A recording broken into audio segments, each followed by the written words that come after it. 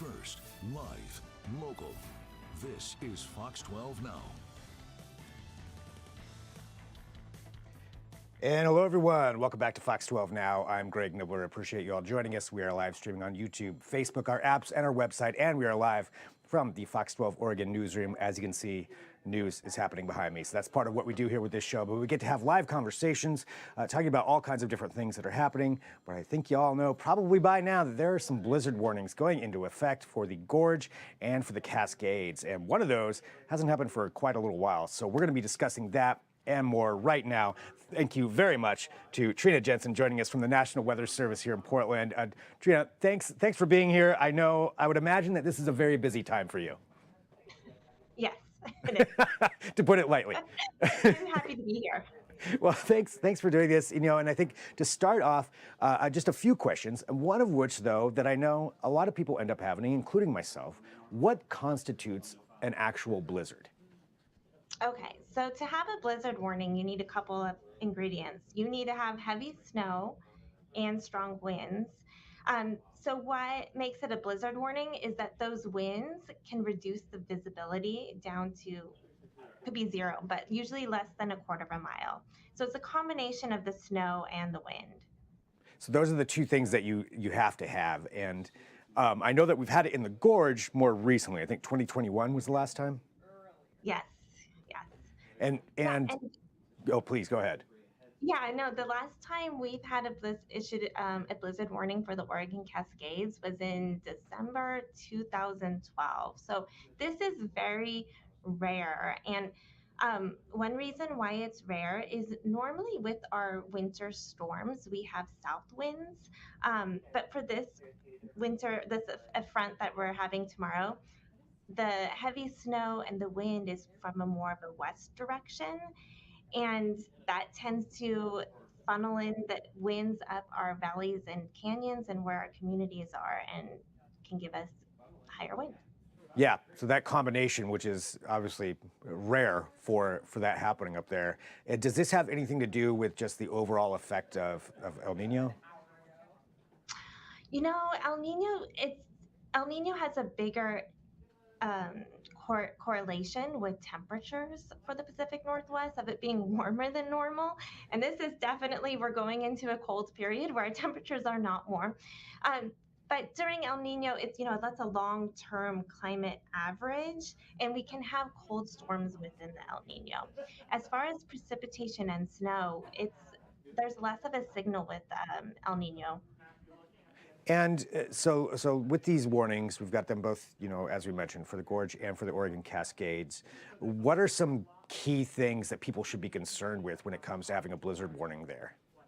Yeah, so driving is not a great idea. So we are expecting blizzard conditions above 3,000 feet. So all the Cascade passes are prone to have these conditions, and it's very dangerous driving conditions. And another thing too, for those that live in the area, it's just dangerous outside in general. So the best thing people can do is to stay home. Then what are some of the most common misconceptions that people have about something like this with a blizzard warning?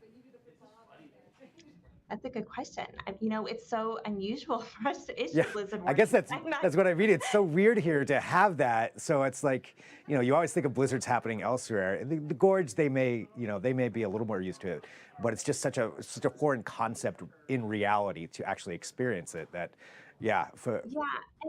And something else that's unusual for here, where we're not used to getting it, is our snow tends to be wetter and heavier. And so when you have that wet, heavy snow and wind, you can have a lot more power outages. So I think that's one thing that people, maybe just focusing on the winter weather and the snow aspect of it. But we could have some down tree limbs or even small trees come down.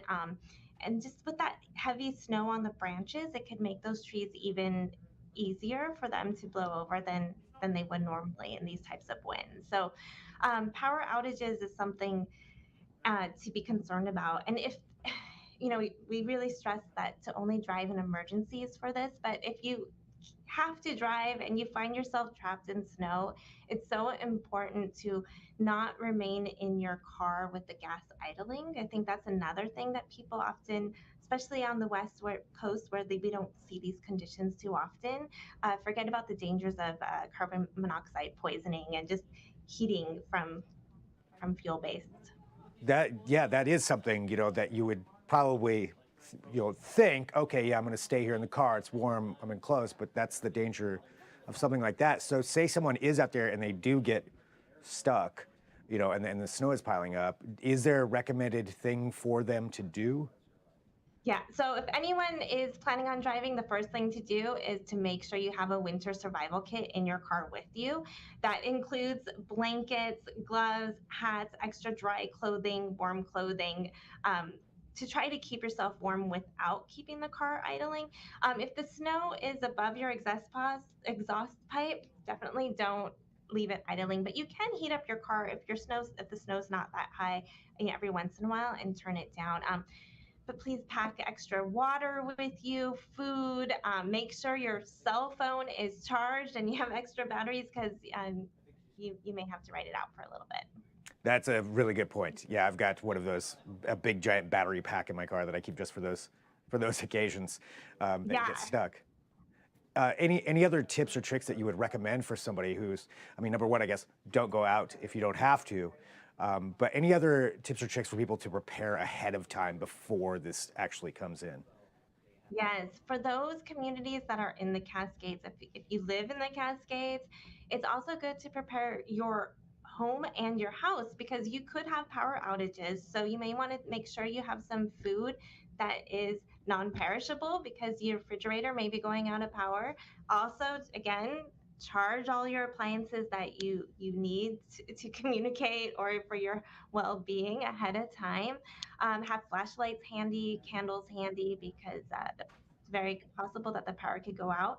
If you have to go outside, make sure you don't have any skin exposed because with the temperatures will feel even colder with the winds, with the wind chill factor.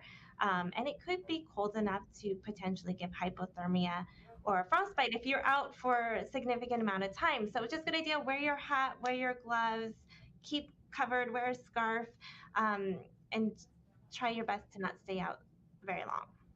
That's all great advice, I think, for everybody to think about right now, because this is just to talk about the actual weather side of things. This is scheduled to start. Can you explain when? Yes, Tuesday morning, early Tuesday morning. So late tonight. We'll just say late tonight. Yeah. And all the way through Wednesday and into Wednesday afternoon. So I do want to mention, or I do also want to say, for those that live below 3,000 feet, we also have a winter storm warning out for elevations above 1,500 feet. So the main difference is we just don't have those really strong winds, but the snow is expected to be heavy. We're expecting, in general, around 1 to 4 feet in the Cascades. Of course, higher amounts for the ski resort areas and the higher elevations. Wednesday, behind the front, the snow levels may lower down to around 1,000 feet. So areas closer to the metro may actually see some snow in the West Hills. We're not expecting a lot, but it could affect the Wednesday morning commute. So something to really pay attention to then over these next few days of following along with what's going on. Well, Trina, I want to say thank you very much, for joining me to talk about all this. Any other thing that you think people should know or be aware of? Yeah, I did want to say that with these active weather patterns, the weather can change really rapidly, as well as our forecasts and the information we have to forecast the weather. So I highly recommend staying tuned in to wherever you get your weather source. National Weather Service is a great one, but wherever you tend to get it, just keep your eye on updating because it can change rapidly. Fair enough. Yeah, really important. Well, thank you for all you do and letting everybody know. And this is some great advice and great knowledge about this. And like I said, I know you're so busy right now. So thanks for having some time to talk to us. Really appreciate it. Yeah, no problem. Thank you, Greg. All right. Have a good one. Stay safe. Bye. Bye. All right, so there we go. Again, learning more about that and how that works. Really appreciate Trina joining us here for Fox 12 Now and being on the show. For those of you watching, you'll see the YouTube and Facebook video end here in just a minute, and then I'll be continuing on over on the website and the apps. So good time to download the Fox 12 Oregon app. Of course, you can go to kptv.com, follow along. We've got our Fox 12 weather alerts that are happening all the time, so we'll keep you up to date on that as well.